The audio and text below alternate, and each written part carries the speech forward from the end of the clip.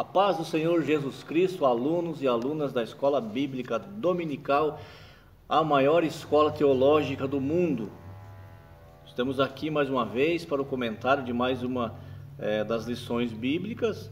Estamos aí no ano 2021, primeiro trimestre. Nossos assuntos desse trimestre, desses 3 meses, são referente ao Espírito Santo e o verdadeiro pentecostalismo. Na aula da semana passada, estudamos sobre a pessoa do Espírito Santo. Vimos ali que o Espírito Santo é uma pessoa que tem sentimentos, que fala, que ouve, que se entristece quando as nossas atitudes não são de acordo com a palavra de Deus, que nos guia, que ensina. Enfim, o Espírito Santo é uma pessoa divina. Ele é Deus, é a terceira pessoa da Trindade e é Deus junto com o Pai e com o Filho. A aula de hoje é de número 2 e o título da nossa lição de hoje é a atuação do Espírito Santo no plano da redenção. Sendo o Espírito Santo Deus, então ele está em todo o plano de redenção também. Ele participou de tudo o que Deus fez. O Espírito Santo é Deus, então ele sabe de todas as coisas, ele tem os atributos de Deus, ele é onipresente, onisciente, onipotente, ele conhece todas as coisas. E ele atuou e está atuando até hoje. Então, o plano da redenção só termina quando a igreja for entregue pelo Espírito Santo para Jesus Cristo nos ares, que é o arrebatamento da igreja. Então, a lição de hoje é a atuação do Espírito Santo no plano da redenção. O Espírito Santo, ele convence o pecador de que ele precisa de salvação. É o Espírito Santo de Deus que me convenceu, que convenceu a você que está vendo essa aula e também que está te convencendo, você que ainda não aceitou Jesus, mas já está sentindo que o Espírito Santo está te convencendo. Aquilo que nós chamamos de consciência, que a consciência está falando, está mostrando que estamos errados, é o Espírito Santo de Deus que está convencendo a pessoa que ele precisa de salvação. Que Jesus Cristo veio ao mundo, ele morreu na cruz para nos unir novamente a Deus. E o seu Santo Espírito, o Espírito Santo, convence o homem, a mulher, do pecado e que precisa de salvação. Mas o Espírito Santo também ele nos aproxima de Deus. É ele que nos convence e depois também faz a aproximação de Deus. Nós nos aproximamos de Deus através do Espírito Santo. E é ele também que prepara o crente para encontrar com Cristo no arrebatamento da igreja. É ele que sela. Nós temos o selo do Espírito Santo e esse selo tem que permanecer brilhando, tem que permanecer bem visto, para que quando Jesus vier buscar a igreja, o Senhor Jesus então reconheça todos os seus, aqueles que são seus, porque tem o selo do Espírito Santo na sua vida. O texto áureo diz assim: assim, pois, as igrejas em toda a Judéia e Galiléia e Samaria tinham paz e eram edificadas e se multiplicavam, andando no temor do Senhor e na consolação do Espírito Santo. Isso está registrado no livro de Atos, capítulo 9, versículo 31. Veja a atuação do Espírito Santo em toda a igreja que nós chamamos de igreja primitiva. A igreja que começa no capítulo 2 de Atos, começa a história da igreja primitiva com a descida do Espírito Santo na festa de Pentecostes, e desde então o Espírito Santo está na terra plenamente, em sua plenitude. No Antigo Testamento não era na sua plenitude, ele vinha conforme Deus precisava de alguém para executar uma obra, um serviço específico, então o Espírito Santo vinha sobre aquela pessoa e o capacitava. A partir da festa de Pentecostes, de Atos capítulo 2, o Espírito Santo está à disposição de todos aqueles que querem se achegar a ele, pedir a ele os dons, o batismo, as línguas estranhas, enfim, que ele comande a nossa vida. Ele está disponível a todos a partir então da festa de Pentecostes. E aqui nós lemos que as igrejas eram edificadas, o povo se reunia e ia se multiplicando no temor ao Senhor e na consolação do Espírito Santo. A verdade prática diz: a atuação do Espírito Santo é contínua e dinâmica na igreja, na vida dos crentes, e os conduz desde a conversão até o final da jornada. Desde a conversão, por quê? Porque é preciso que ele nos convença que precisamos da conversão. Precisamos abandonar a vida de pecado e seguir uma vida guiada por Cristo, nos mandamentos divinos e sob os cuidados do Espírito Santo. E ao final da jornada cristã é o arrebatamento da igreja, seja no coletivo, seja quando Jesus vier buscar a todos nós, ou seja com a nossa morte, quando chegar o momento de morrer, para nós também Jesus já voltou. Então o Espírito Santo está nos acompanhando até esses momentos.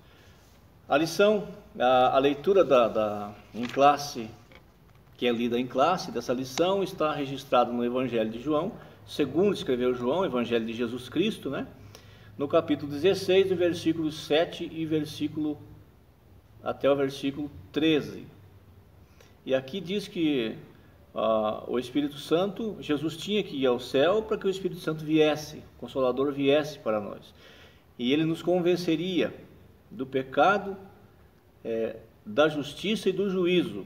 E o versículo 9, o versículo 8 diz isso, o 9 diz, do pecado porque não crê em mim, da justiça porque vou para meu Pai e não me vereis mais, Jesus falando, e do juízo porque já o príncipe desse mundo está julgado. Quem é o príncipe desse mundo? É Satanás, o mundo jaz no maligno, então Satanás já está julgado. Por isso a Bíblia diz que o lago de fogo, o inferno, foi construído por Deus, digamos assim, para Satanás, para o diabo e seus anjos. É para Satanás e seus anjos, eles já estão julgados, para eles não tem mais perdão. Mas o inferno não foi construído, não foi feito para nenhum ser humano ir para lá. Vai porque quer, vai porque não quer obedecer a palavra, vai porque não quer reconhecer que tem um Salvador e que precisa desse Senhor e Salvador que é Jesus Cristo. A lição desenvolve-se em 3 tópicos. O primeiro tópico é o Espírito Santo como promessa, né? Então nós sabemos que há uma promessa desde do Antigo Testamento da vinda do Espírito Santo. O profeta Joel falou muito sobre isso e é conhecido também por nós como profeta pentecostal, porque ele falou sobre a vinda do Espírito Santo, sobre o que aconteceria em Atos capítulo 2, muitos séculos depois. Joel já tinha falado, Deus já havia revelado para Joel, e então se cumpriu essa promessa no dia de Pentecoste, né? A promessa messiânica, a promessa existe, sempre existiu, e então foi cumprida no dia de Pentecoste. Na antiga aliança, como nós estamos falando, no Antigo Testamento, e também aqui diz a promessa do Consolador. A vinda do Consolador estava associada à volta de Jesus ao céu. Convém que eu vá, porque se eu não for, o Consolador não virá. Isso porque o cumprimento dessa promessa estava vinculado à obra expiatória do Calvário. Jesus disse também que tinha muita coisa para ensinar aos seus discípulos, mas eles ainda não estavam preparados para ouvir. Então o Espírito Santo é que viria para ensinar. E com nós é a mesma coisa. Temos muita coisa que aprender, mas precisamos dar ouvido ao Espírito Santo. Precisamos ouvir a sua voz e seguir aquilo que ele está falando. O conselho é dado, agora nós temos que pegar esse conselho e transformar ele em prática, praticar o que o Espírito Santo está nos falando. O segundo tópico, o Espírito Santo consola e ensina.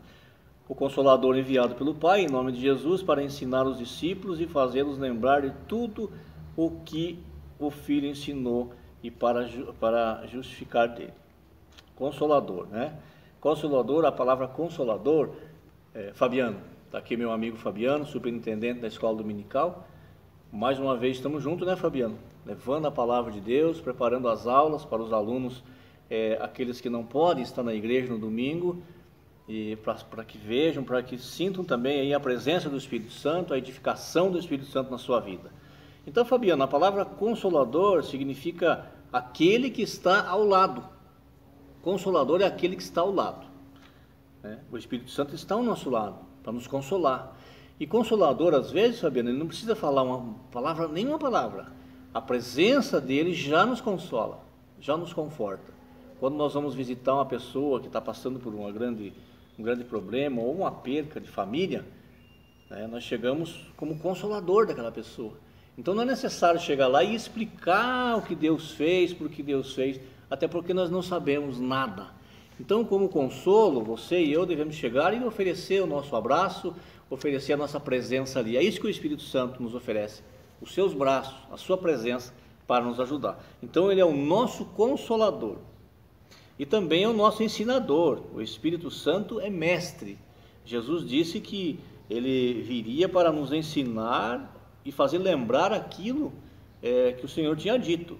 Aqui é bom nós entendermos que lembrar não é o mesmo que adivinhar.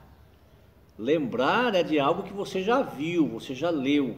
Então, por isso a importância do estudo bíblico, da leitura da palavra de Deus, de fazer estudo, um curso teológico, participar do culto de ensino da sua igreja, participar da escola bíblica dominical, que é o maior curso teológico que tem, abrange todas as idades, do berçário até a melhor ou maior idade. Precisamos estar lendo, estudando a palavra de Deus, que o Espírito Santo não vai fazer adivinhar, ele vai fazer lembrar. Isso é muito interessante. E também ele é o nosso ajudador, né? Ele ajuda nos momentos de fraqueza, é ele que nos ajuda a orar, é ele que nos ajuda a levar a nossa súplica até Deus.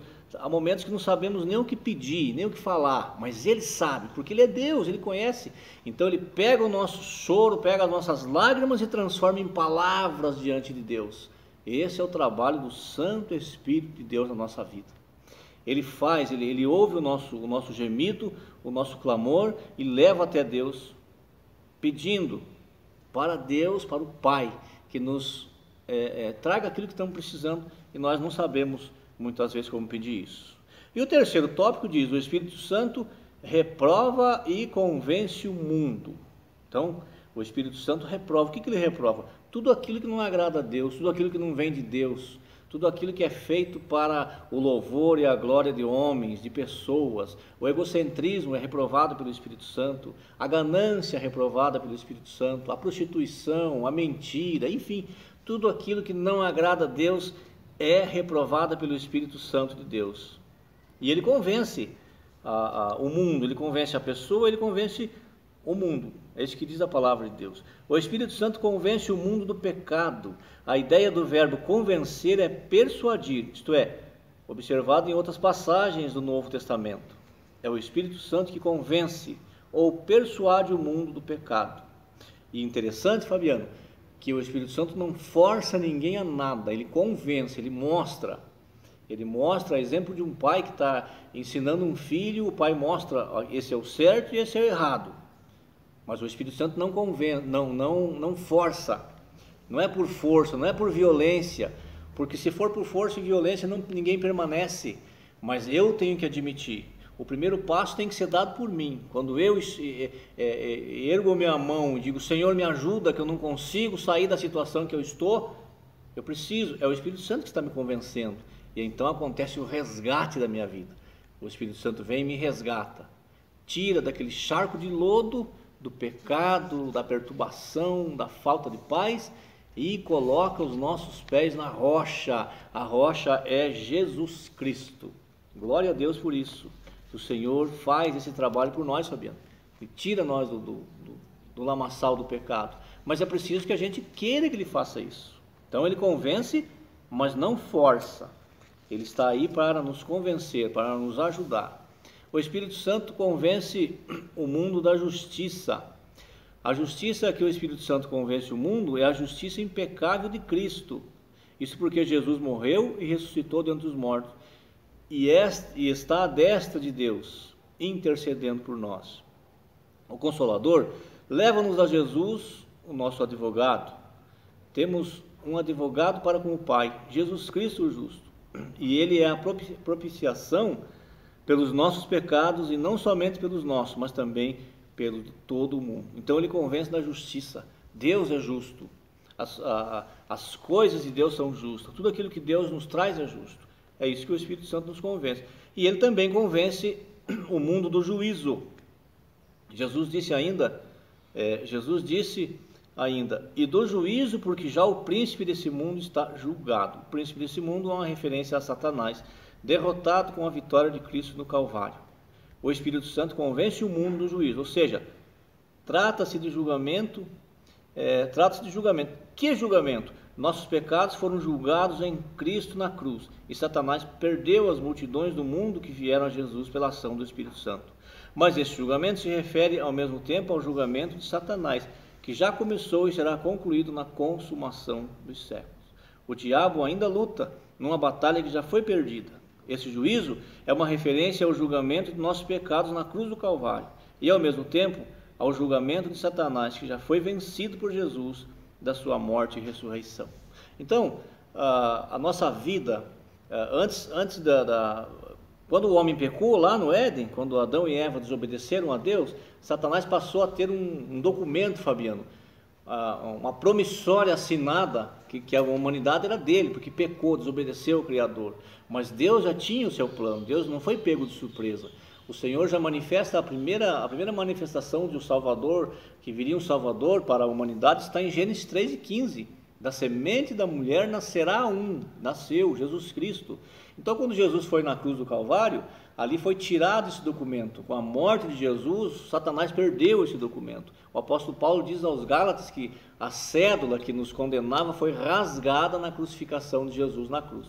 Então, ele não tem mais nenhum poder sobre nós, desde que a gente queira estar debaixo do guarda-chuva da salvação, da proteção de Deus, debaixo da salvação de Jesus. Jesus nos salvou, mas se nós não aceitar Ele como Salvador, nós vamos para o inferno, mesmo sendo comprado. Ele comprou toda a humanidade com a sua morte. Agora basta aceitar. Ele disse: aquele que quiser vir após mim, renuncie a si mesmo, pega a sua cruz e me siga. E o Espírito Santo está aí para nos ajudar, para nos convencer e nos ajudar a chegar no céu. Ainda, Fabiano, antes de encerrar essa participação, quero falar um pouquinho sobre a aparição do Espírito Santo, a cooperação, melhor dizendo, do Espírito Santo no Antigo Testamento, ainda que não seja como o Novo Testamento, bem ampla, mas ele estava desde a criação participando. Veja, em Gênesis capítulo 1, versículo 26, na criação do ser humano, diz: façamos o homem segundo a nossa imagem, conforme a nossa semelhança. Aqui estão presentes Pai, Filho e Espírito Santo. Alguém pode dizer: mas Jesus não estava falando para os anjos? Os anjos poderiam estar ali também, mas os anjos não têm poder de criação. Então façamos aqui, esse plural é o Pai, o Filho e o Espírito Santo. Também nós temos em Gênesis 11, versículo 7, no episódio da Torre de Babel, que Deus fala: desçamos e confundamos ali a sua linguagem. Mais uma vez nós vemos aqui a ação do Espírito Santo junto, cooperando com Deus na obra divina. E também em Isaías capítulo 6, versículo 8, no chamado de Isaías para a missão de profeta, quando morre o rei Ezequias, Isaías vai no templo e lá tem uma visão de Deus sentado num alto sublime trono. E no versículo 8 diz assim: depois que Isaías teve os seus lábios purificados, ele teve aquela visão de Deus, aí o Senhor diz assim: quem há de ir por nós? Esse nós aqui também, Fabiano, é o Pai, o Filho e o Espírito Santo. E Isaías responde: eis-me aqui, Senhor, envia a mim. Então aqui nós temos a manifestação da Trindade, também no Antigo Testamento, e mostrando que o Espírito Santo esteve em todas as etapas do mundo, a começar lá por Gênesis capítulo 1, versículo 2, que diz que o Espírito Santo pairava, no comecinho do livro. O Espírito Santo já estava sobre a face das águas. O Espírito Santo no Novo Testamento, como nós sabemos, é bem mais ampla a sua atuação, porque Jesus saiu, Jesus voltou ao céu e mandou o outro Consolador. O outro significa da mesma essência. O Pai, o Filho e o Espírito Santo são três pessoas da mesma essência, mas um só Deus. Esse entendimento é um entendimento bíblico. Então Jesus, em João 14:17, Jesus diz que o Espírito Santo habita no crente. Agora no Novo Testamento ele vem para fazer morada em nós. O apóstolo Paulo confirma isso em 1 Coríntios 6:19, dizendo: não sabeis vós que o Espírito Santo de Deus, não sabeis que o vosso corpo é templo do Espírito Santo que habita em vós? O Espírito Santo transforma o ser humano de pecador a cidadão do céu. Sua obra continua até o arrebatamento da igreja. O livro de Atos não terminou, continua sendo escrito pelo Espírito Santo e por todos aqueles que se deixam guiar pelo amado, santo e querido Espírito divino de Deus. que saibamos valorizar e que possamos caminhar junto com o Santo Espírito, ouvindo sua voz e praticando seus maravilhosos conselhos. Deus abençoe.